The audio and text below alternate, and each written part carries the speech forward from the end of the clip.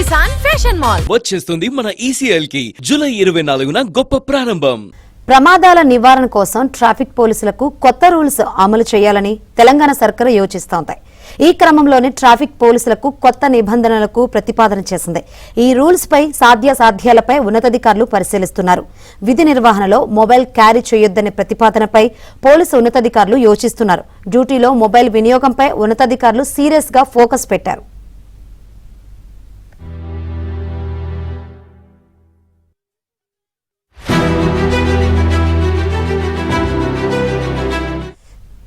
Traffic పోలీసులు mobile చూస్తూ విధుల్లో నిర్లక్ష్యం వహిస్తున్నారనే ఆరోపణలు రావడంతో అధికారులు దృష్టి సారించారు.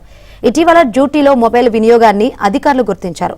మొబైల్ మాట్లాడుతుండగా ప్రమాదాలు జరిగితే బాధ్యత ఎవరిది అనే విషయంపై చర్చించారు.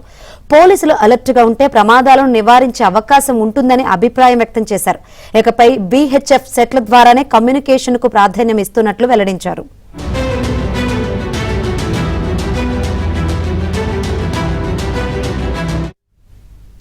తెలంగాణ వ్యాప్తంగా VHF సిగ్నలింగ్ సామర్థ్యాన్ని ఉన్నతాధికారులు పరిశీలిస్తున్నారు. ప్రతి ట్రాఫిక్ సిబ్బందికి VHF సెట్ తప్పనిసరి చేసే యోచనలో ఉన్నారు. కొత్త విధానంపై సాధ్యాసాధ్యాలను పరిశీలిస్తున్నారు. ఈ ప్రతిపాదనకు ఆమోదం లభిస్తే త్వరలో నూతన నిబంధనలు అమల్లోకి వచ్చే అవకాశాలున్నాయి.